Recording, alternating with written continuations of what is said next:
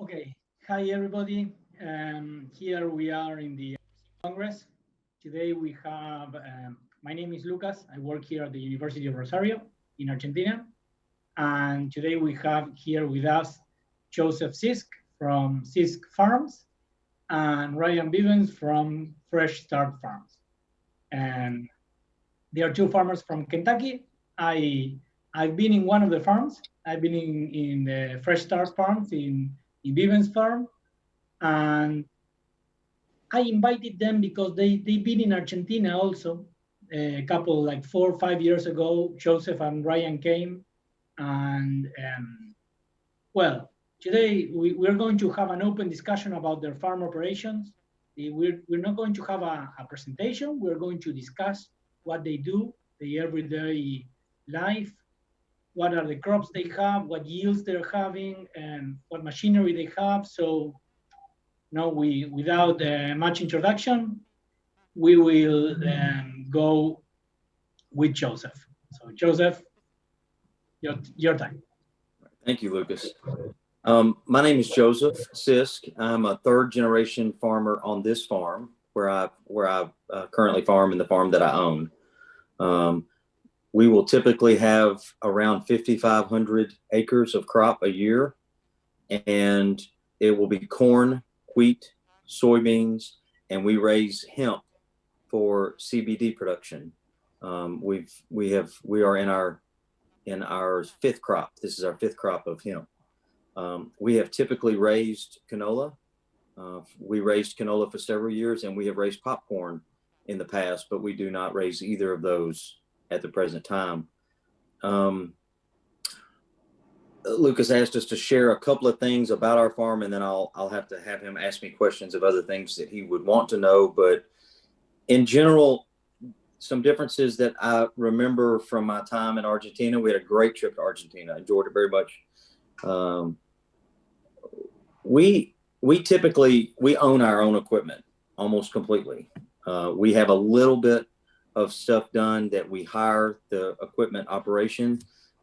In particular, our fertilizer applications are done. Our dry fertilizer applications are done by other people. We don't do that ourselves.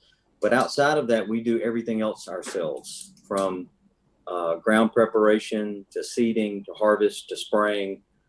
Me and the men that work on the farm do that here using my equipment.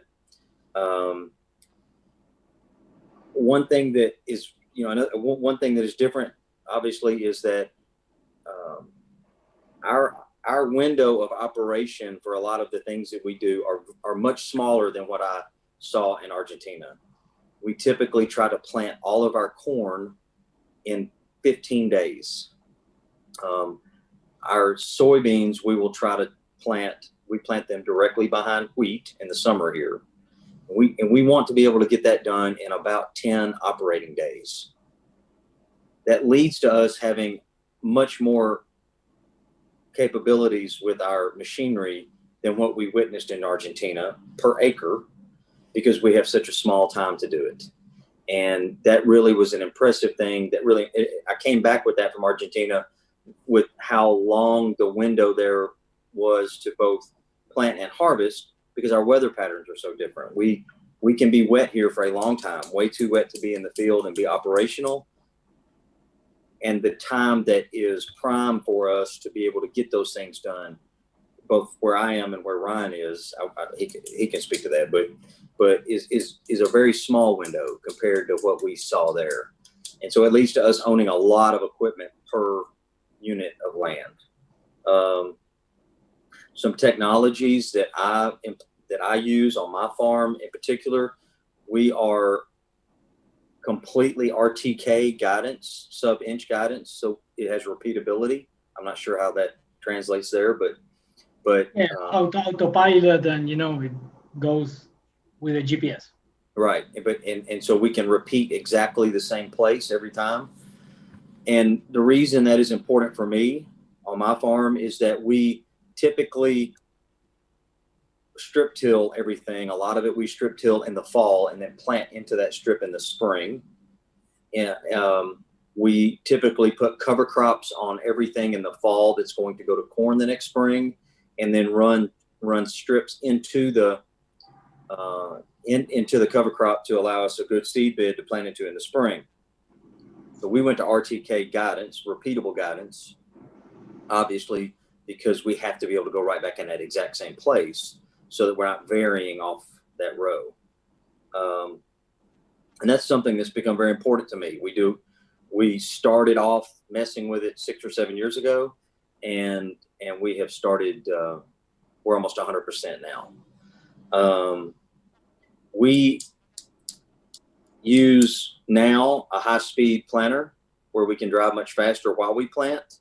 It allows me to not have two planters planting the 25 or 2,600 acres of corn, but one planter. I use a 16-row planter that is on 30-inch rows, so it's 40 feet wide.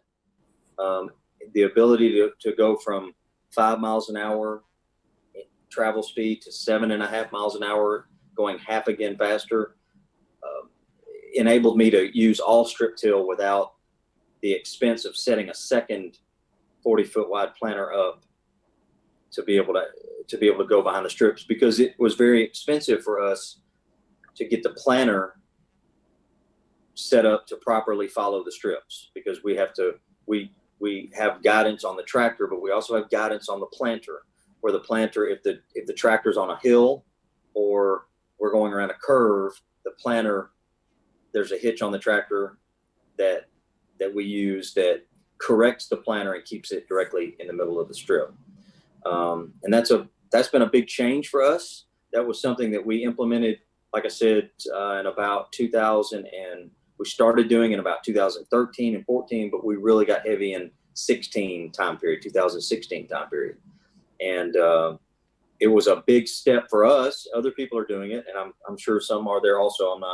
I'm definitely not the expert on that, but it was a big deal for us on my operation because it took a lot of time to get there, and it was expensive, and it was a commitment that once we went that way, we could not easily abandon that practice, or we would have lost a lot of money in that abandonment. We use row control on all our rows on our planters so that they turn themselves off at the right place, because, before we enter the headland, before we enter the end rows. We also plant all of our end rows last. So we plant the field out and then plant the end rows last. Our fields here are very irregular. Some of them are big fields. We have fields that are large fields that might be 150 to 200 acres. But we have a lot of 5 to 20 acre fields. And we have a lot of end rows. And it was a big improvement for us to start planting those last, because we weren't driving on them after they were planted, which had been our practice for obviously up until that time, to plant the ends first and then plant the rest of the field after. We do almost completely, we do variable rate dry fertilizer, and we take based off grid sampling. Our grid sampling has changed a lot here. For a long time, we were running 2.5 acre grids. On my operation, not everyone has, but on my operation, we have abandoned that and gone to zones so that there are bigger areas being sampled, and for two reasons. One, for it's less expensive, but the other is we get a better general idea of what the field is from a fertility standpoint, I feel, without having too much information, because we were getting so much information that you could be buried in it, that it wasn't, that there were small areas of the field that would have numbers that were obviously not correct, so we would ignore them. But that place was still very expensive to check. So we changed that. That's going to change on my farm, but we still variable rate it. So Joseph, so when you say zones for your field, for one field, how many zones? 5, 6, 3? It can be very different, Lucas. Sometimes if we have our topography here it varies a lot. We might have changes in elevation in a field of 60, 70 feet sometimes. And so based on that soil type, we will usually leave a soil type and a yield capability area as one zone, right? So if we have an area that's in a low area of the field that has a high yield potential and has a lot of organic matter, maybe that's a zone. It's typically based off of old yield maps and topography. Another difference that I remember from my time in Argentina to here is we have to apply lime a lot. Like at least every 4 years, sometimes every 3 years, but it almost always every 4 years, we have to apply lime, or our pH will get too low and we will start having problems both in corn and soybeans, but in particular soybeans, because we get in a situation where our nutrients become hard to use in the soil solution. Our phosphorus here typically runs 30 to 40 parts per million. I don't know how that translates to you. And our potassium, 125 to 175, we try to maintain parts per million. It's really hard for me to end up with more than 2% organic matter because we're very warm, and we tend to be very clay, and we can become very acidic. So we have a lot of soil activity all the time. And even with our cover crops and efforts to no-till or strip-till, if we end up with an organic matter in the 3% range, that's remarkable for us. It's a really good deal. So we try to stay in the 2% range. But unlike our neighbors in the U.S. to the north, where they can achieve 4% organic matter, 5% organic matter, 6% organic matter, we can put manure, we can do all kinds of things, but we tend to stay warm enough that the microbes burn it up. We irrigate some. Our water table is very deep. The people here that irrigate, including myself, tend to do it from surface water, from streams. If we have access to that in an area that is conducive to pivot irrigation, we will do that. And we've done some of it on my farm, but even with all the efforts we've made, we're still at maybe 15% of my acres. So it's not a tremendous amount, and I don't really have any more that I can do. One other thing, I'll stop.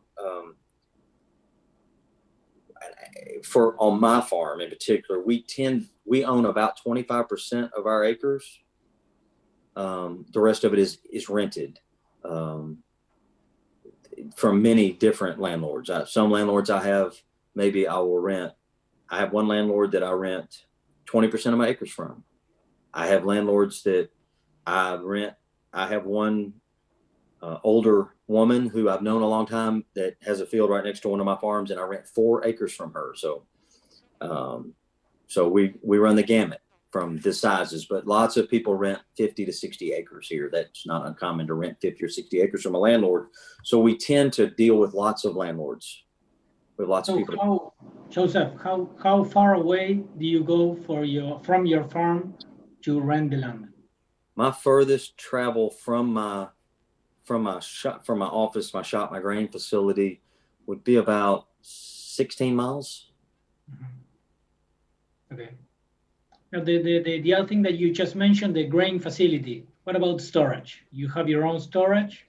I do. We can hold, and you'll have to translate this into tons, but we can hold here about 650,000 bushels. Well, it will take me a while to translate that, but you can hold what percentage of your total harvest? Of a normal crop, 100%. Yes. If we go very large on the crop, I have to move some crop at harvest, but almost always we're holding 90%. That's a new thing here that happened since 2007. We ended up in a situation in 2007, 2008, 2009 that wheat, which is a major crop for me, they started really having low basis levels. You know, the difference between the board price and I don't know how you would call it. I don't know what you call that. I know you call it something, but the basis between the board price and the actual price I'm paid at the elevator became extreme. They were holding like a third of it. And so we, as quickly as we could over 3 or 4 years, even we built another one this year, we have slowly continued building our storage up because as I told you, our window for operation is very small. I don't have a lot of people that work for me. I only have 3 employees. And so there's 4 of us here all the time working. And it works really well for us to bring the crop here during harvest and put it in storage. And then it gives those 3 men full-time employment all year, because then during the winter, if we're not working on equipment, we can haul grain to the elevator. So it spreads my labor and helps those things. But we, and I think Ryan would attest to this, storage here in Kentucky most people would have probably at least tripled their storage in the last 15 years.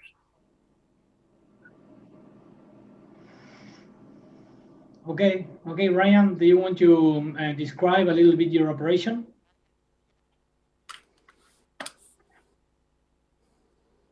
Sure, be happy to. Thank you, Lucas. Thank you, Joseph. So I live and farm about 100 miles due northeast of Joseph from where he's at. A lot of similarities in Joseph's ground, other than Joseph, he has much better farmland than I have. One thing I remember about when we first got to Argentina, when we got out in the country to see farmland. You see these large flat fields and rich dark soils, and that's not something we have here. Our soils are a lot like Joseph's. They're more clay based, so they'll be more of a reddish cast instead of having that dark black, like a lot of times we were seeing in some of the better soils in Argentina. We often laugh here and say that we're 2 weeks away from a drought. If we miss a rain within a 2-week period, we can go from very good crops to very poor crops real quick. But give you an idea, I'm a first generation farmer. That's first of all, that's kind of a unique thing about me. My parents, I picked up and moved to an area I wasn't from and started farming about 18 years ago after I got out of college.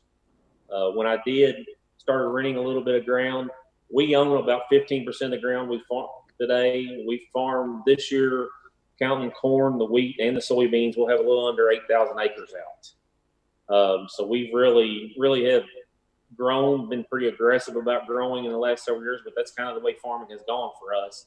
We were in an area that didn't have a lot of row crop production. It had more cattle and hay production, and we brought a lot of ground into cash crop production. We do a crop rotation of the corn, the wheat, and the soybeans. Of course, all the wheat is double crop following soybeans.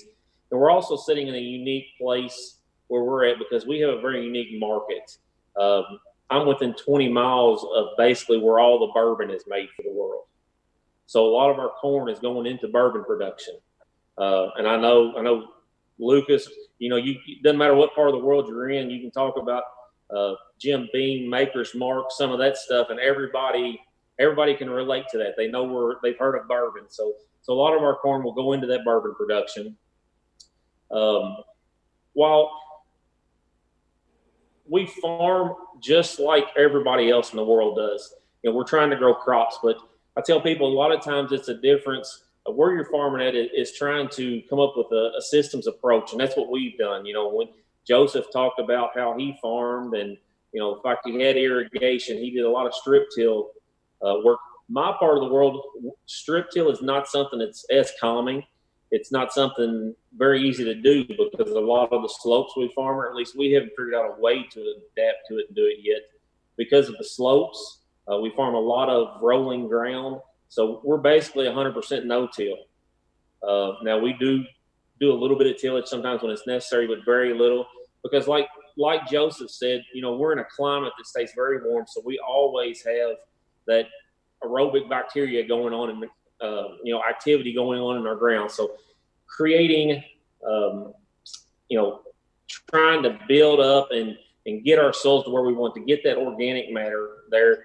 We finally have got some farms that are hitting 3%, and it feels like it's just a huge feat to get there. We have 4 employees here on the farm that are full-time. Much like Joseph, he talked about the small window we have.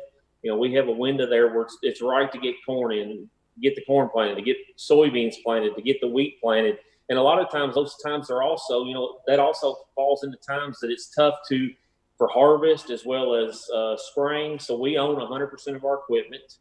Compared to, you guys in South America or Argentina, I guess you could say we're kind of inefficient when it comes to equipment because we are over-equipped in a lot of ways. You know, for the 8,000 acres we're farming, we have 3 combines.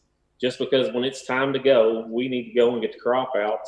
Because a lot of times we're trying to get our corn crop harvested in the fall of the year so we can turn around right around the no-till winter wheat in behind the corn. And then, you know, when we're harvesting that wheat come the middle of the next summer in the June time frame, we're planting soybeans right behind that. And, you know, we're up against the clock. We're trying, the planters are literally right behind the combines to get that done. What else I wrote down? You know, of all the ground, like I said, I was envious when I was in Argentina to see these big fields. I'm a lot like Joseph. We got 86 landlords that we deal with, and we from the smallest one of 5 acres up to one that has 500 acres. You know, and it's the fields are very irregularly shaped, as Joseph hit on here. I laugh a lot of times. We've got one field that is perfectly square, and the only reason is that because of an auctioneer and a real estate agent that laid it out that way, and that's how the tracks worked out. That's the only reason we have a square field. Lots of times we run a 24-row corn planter, so it's a 60-foot planter, and I can watch most of the time. I'm not as technologically advanced as Joseph is, where I'm planting my interior of the field first. I'm still planting the exterior of the field, but I can watch most of the time with our irregular shaped fields. You're going to plant anywhere from a third to maybe about 40% of the acres in a field by the time you put 2 rounds on with a 24-row planter in my part of the world.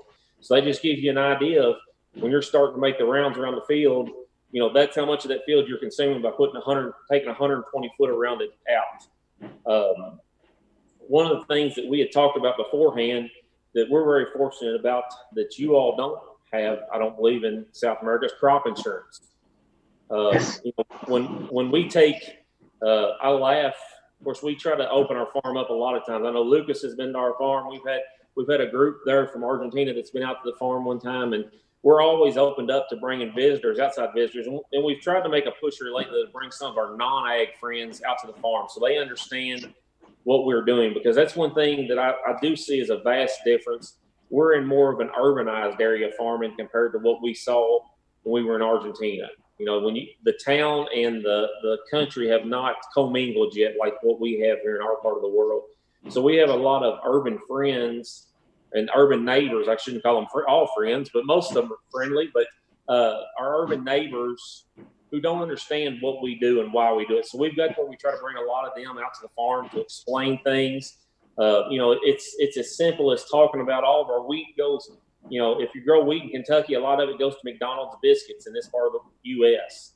You know, give them little tidbits like that so they can relate to us. But when we bring them out and we get to talking to them, showing them the big equipment we do, showing them that, you know, why we have to move. You know, like Joseph, our farthest farm, our home farm, our base of operation, our grain facility, our shop and everything, we farm about a 15-mile circle out from what I call the home base here.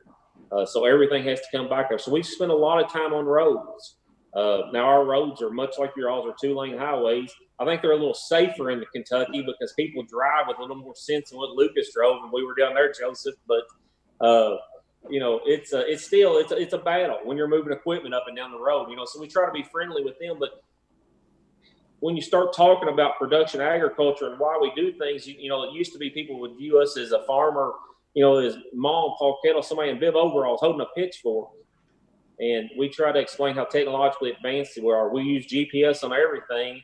You know, auto track is a must. I don't think we could drive a tractor today if it wasn't for auto track. I certainly can't drive a straight road. When we lose signal, it becomes a real pain because you can't, it's like it shuts down the whole farming operation.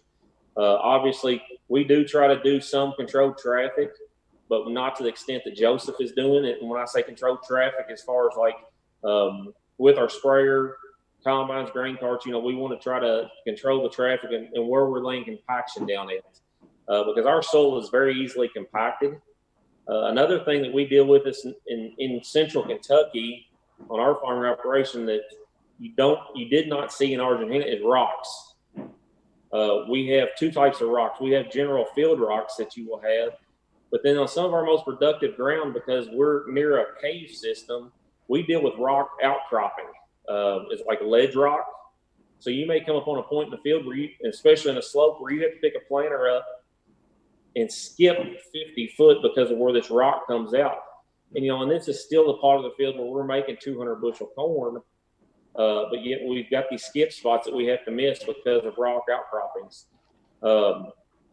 Going back to the crop insurance, you know, we've worked really hard in our farming operation to build yields up. And the reason for that is, you know, for one, you know, we want the best return we can have, but also the way crop insurance works for us, you don't just go out and buy based on what you want to secure your crop at. It's based on past production. So they'll take 8 years of past production. Well, I told you from the get-go, I moved to an area I wasn't from and started farming. So I started out with some historical yields. And to give you a comparison, the historical yield in this county for corn was 79 bushels per acre. So I took 79 bushels per acre, and then I might be able to buy, say, a 70% policy of that. You know, doing rough math, I was guaranteeing myself 56 bushels an acre. So in a lot of ways, you know, crop insurance wasn't doing me any good. Now we've got to a point with all of the farms that we cover, every farm in the United States, and I don't know how they are in Argentina, they have like an ID number, a farm serial number or ID number, and everything stays with that farm as long as I'm the operator on it. And I'm keeping track of the historical yields that I have built on those farms. So on a lot of our farms, we've got over a 200 bushel APH, or an average production history, on corn. Soybeans are going to be somewhere in the 55 to 60 bushel range, and wheat will be about 85 to 90 bushel range. Then we can turn around. Ryan, just to give you an idea to the audience, 100 bushel corn will be 6,700 kilograms. 200 bushel corn will be 12.5 tons per hectare. And then you mentioned 50 to 60 bushels of soybean per hectare. That will be 3,000 to 4,000 tons, kilograms per hectare, more or less. To give an idea to the people that are here. Continue. Okay. Well, I'm glad you did those conversions, because I'm not that good at math that quick in my head. But the way our crop insurance works, we can then buy based on our past production. So I'll buy an 80% policy, and, you know, just for rough, easy math, say I've got a 200 bushel yield on this farm, and it's based off of each farm. So if a 200 bushel yield and I buy an 80% policy, I'm guaranteeing myself 160 bushels. Now I can also pay a little bit more, and they'll lock in a price off Chicago Board of Trade through the month of February, what the average price was in the month of February for December corn, which this year was around 390 something, I'm thinking. And it'll basically give me a revenue protection. So it gives me so many dollars per acre that I'm guaranteeing myself. Now that can be very costly. It's going to run somewhere, depending out of pocket cost, it's going to be somewhere $20 to $40 an acre is what it's going to cost me. Now our federal government does help subsidize that to the tune of probably 50-60% of the cost they're covering, depending on what level you buy. So that does help buy it down, the cost to us as farmers, but it also gives us a safety net. It's costly to grow a crop. Perfect. Ryan, what about, management and advice? Where do you get the advice to how do you manage your crops? Let's say for corn, for example, or for soybean. Who do you hire a consultant or to give you some advice? Do you go to the university, to the USDA? What do you do? We use the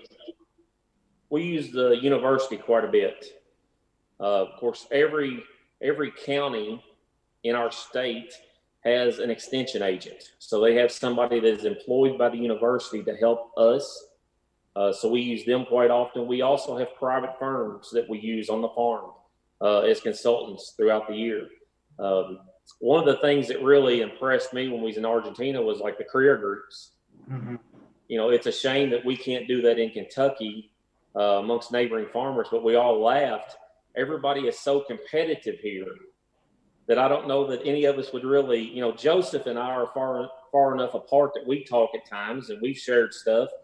But as far as a neighbor down the road, I don't know that I want to share with them. Like they probably don't want to share with me because you feel like you have a little bit of a competitive advantage.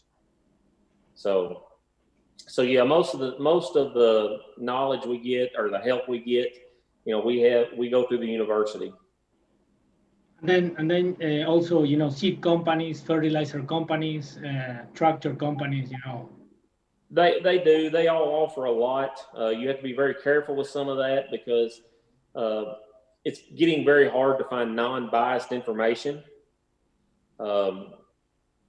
It's very safe to say, I mean, we work very closely with our seed companies, with our chemical companies. We're 100% Corteva here on our farm. So we plant 100% Corteva seeds, 100% Corteva, you know, well, I wouldn't say 100%. We're not 100% chemistry, but we're close to it. But we have a great working relationship with those people. But also at the same time, you know, we want unbiased people behind us too. A lot of it's about relationships.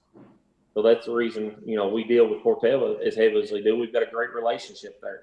But when it comes to certain information, we certainly want unbiased information, like from a university or a third-party source that we're using as a consultant. So for example, you need to choose, you know, a genotype, a hybrid for your fields. What is the, you know, what are the different steps that you do? Because you're telling me that, you know, you have 100% Corteva seed. So in reality, you just pick your phone and tell the guy, send me your seed, or you check how the Corteva seed are doing with the decal and the different brands. We do. We compare it to other brands. We have some on-farm trials we do ourselves. Mm-hmm. The main reason we're 100%, you know, for one, as a farmer, you get a better deal when you deal with one company. But also, you know, we believe in their products. We've had very good luck out of their products, and the group of support staff they offer is very good as well. You know, so it's been, and it's not like it's just one variety of corn we're planting across the farm. You know, we're planting for corn, for example, we will plant anything from 107 to 120 day maturity. Soybeans, we're planting a 3.7 up to a 4.9, depending on when they're getting planted as far as a maturity. So, you know, we've probably got six corn hybrids this time and 10 or 11, 12 soybean varieties that we plant across those acres. You know, our ground is very variable, like Joseph talked about. It is nothing uncommon to have, you know, our average field size is probably about 30 acres across the, you know, average all of our field size, about 30 acres. It's nothing uncommon to have one 30-acre field that might have 6 or 10 soil types within that 30 acres. So, you know, we deal with a lot of variability. So we're a lot of times looking at a hybrid. It may not be the perfect fit for every position in that field. So because of that, you know, that's why you do some variable rate planting. We're looking at in the future, we're hoping to go to the split hybrid planter where we can drop two different hybrids, similar hybrids that have different characteristics. But like I said, we've found a systems approach that works for us. So for now, everything's working pretty good. And you, Joseph, do you have a crop consultant that you take advice from? We have a company that we pay to consult us on all of our acres for all the crops, with the exclusion of the hemp. It's someone that we've worked with a long time, for 20 plus years. In addition to that, we value and use University of Kentucky's data highly. But it's important for me. It became important for me. I personally had a background in the seed and chemical business. When I first got out of University of Kentucky, I worked as a field rep for a seed and chemical company. And so when I first came back to the farm and started purchasing the farm, I did most of that myself with some help. I would use the agronomist from the different companies or whoever to do that. But within the first 7 or 8 years, I started paying a group to do it. And that has worked very well for me, because it allows me to not have, I still am very involved in it. I'm almost always involved in all of the applications and in variety selection. And I'm obviously going to be in the field when the crop's being planted, but it gives me a lot of peace of mind. And they find things every year. They'll find some error, something that's going wrong with the planter. And also it gives me some peace of mind to have that non-biased opinion about variety selection.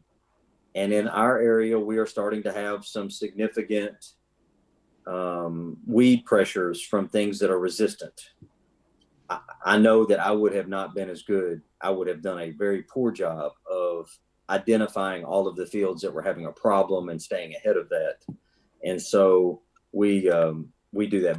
But on the basis of variety selection, we really use a lot of university data also. That the group that I work with, they have test plots on farms with all of the farmers that work with them, and we get to share that data anonymously. And every other year, maybe the plot will actually be on my farm, but they manage the plot. Perfect. Now, I have some questions from the audience, for cover crops. They are asking, what is the percentage of all your farms that are actually doing cover crops every year? From your fields, let's say. On my own farm or in the area of all farms? Well, no, in the farms that you own or that you rent. Okay, so now the last couple of years and this year during the winter, we have wheat on nearly half the acres, right? Mm-hmm. The acres that are going to go to corn in the spring or go to what we call a full season soybean in the spring, almost 100% cover crop there. So, yeah. And we use almost completely cereal rye. We used multiple things early on. We used turnips and radishes and all kinds of things. But we ended up with the cereal rye because it's easy for us to deal with, and it doesn't pose problems. We were having problems where we were still trying to raise canola because we were using some brassicas as cover, radishes, whatever, and they overwinter some of the mold disease issues. So we went to almost 100% cereal right now. And do you, Ryan, do you have cover crops in your fields, in some of them? We will have some, of course. About half of our soybean production is double crop soybeans. So that a fourth of our farm is going into wheat, winter wheat. And then after that, probably I'm going to say another 25% gets cover crops sown on it. Cover crops is a whole nother, you can ask Joseph, I think he'll agree to this. You have to manage it. It's another management you have to do with cover crops. And some of the ground we farm is much wetter natured. It's harder to dry out and warm up in the spring that we have. So it is very difficult to raise a cover crop on some of those type of soils. And one thing I would point out, and I think Joseph would agree with me, when we rent a farm, we own, obviously we both own some farmland, but we rent a large percentage of our land. When we rent a farm, we treat it just like an owned farm. It's not treated any differently. In fact, that's one of the things that we pride ourselves in when we lease a farm from somebody, put the crop out. We're trying to build a long-term relationship with them. Obviously we want to be farming that ground from now on. So we do not treat it any differently than what we do our own ground. If it needs some improvements done to it, now granted, we don't go in and pattern tile a farm. It might be a slow thing. We have had some ground that, we've had to spend some major dollars on to improve, but a lot of times that's worked out with a landlord on the deal that, they're either help covering part of that cost or we're at a reduced rent for that farm for a period of time to help recoup some of that cost. But we try to, when it comes to fertility, growing a crop, we don't treat any rented ground is not treated any differently than anything we own. Okay, great. So another question that we have is about, good agronomic practices. Do you have any program in your regions about, any program that gives you an idea of what are, best practices or good agronomic practices? Are you engaged in something like that? And if you are engaged, do you see that as an option to get a little more price from your crops? I don't. Where I am, Ryan's going to be different on this, I think. But where I am in particular, I don't have much of an option for premium based on my farming practice, because all of my crop, especially with the corn, tends to go, I mean, it has to meet the criteria that are set in the contracts, but I don't have anyone here that is really offering me a premium for a specific practice. But, and as far as the opportunities that I have for information gathering about practices, almost always those come from the university for me. Ryan, do you have something? We really don't. Only kind of added premiums we see in our area are maybe for specific products. When you look at maybe a non-GMO soybean or non-GMO corn sometimes, which we do not raise any more of, we used to, but the premiums just weren't not good enough for us to justify them. We're, like Joseph talked about earlier, we're starting to have some very serious weed resistance to some chemicals. And it's basically, I won't say it's anything farmers have done. While it started out as a farmer problem, I'd like to think it's not my problem or Joseph's problem as much as, bird droppings of seeds, spreading through harvesters, anything like that, creates some of those problems. And it's just a problem that we're dealing with. So we're not going the non-GMO route anymore. That's about the only, when you look at an identity preserved grain, there's nobody really paying anything extra for a farming practice. And I think with that, you could say, a lot of the state of Kentucky is heavy no-till. There's a lot of no-till production was born not too far down the road from where Joseph farms at. That's where the first no-till ever took place. So Kentucky's always been a very high percentage of no-till production. But as far as any kind of premium being paid for specific farming practices, there's none that I know of. Okay. Now I have another question from the audience, talking about, spraying and spraying close to houses or close to, the small towns. Do you have any special regulations? Are you having problems with the neighbors, with those sprayings? Go ahead, Joseph. I personally have not had any bad experience yet. We've had some issues with some neighboring farmers, actually. That tends to be more of an issue for me than homeowners. Most farmers here, I had a really significant kill of some corn. I mean, I say significant, maybe an acre and a half of corn that got killed 2 years ago by a neighboring farmer who I know very well. And there was no monetary settlement for that because I told him that I would probably get him back another year. So we left that alone. But I had one instance where I had a neighbor to a field complain that we had harmed his garden, and I wrote him a check. That's been several years ago, and just to cool that off, I don't know that we did it or not. But our county here and the state of Kentucky both have laws on the books that if it was a practice, a typical farming practice that was in effect before a neighbor moved into an area, that you were not limited on stopping that practice. So most of the issues most of the aggravation that we tend to have with people have to do with equipment on the highway and on dust, either lime dust where we're liming in the fall or harvest dust. We will have some complaints every year, but we just handle it and move on. But as far as any regulations on the books specifically, I would just be liable if I killed someone's stuff if I was doing something that was irresponsible. Well, and that's what I'm going to add to Joseph. I'm going to agree with him. We've had a few instances because we have a few more neighbors than what Joseph has that we're farming right up to a yard or their house. And it depends. A lot of times it's all it's being a good neighbor. We try to be selective of times when we go to spray, be selective about what the wind's doing, the wind direction, wind speed, just use good common practices. What Joseph was talking about, we've got right to farm ordinances. We've got one here in our county. So basically, If you move from out to the country from the city and you're not happy with something a farmer was doing before you got here, well, you're kind of out of luck because we're protected when it comes to that.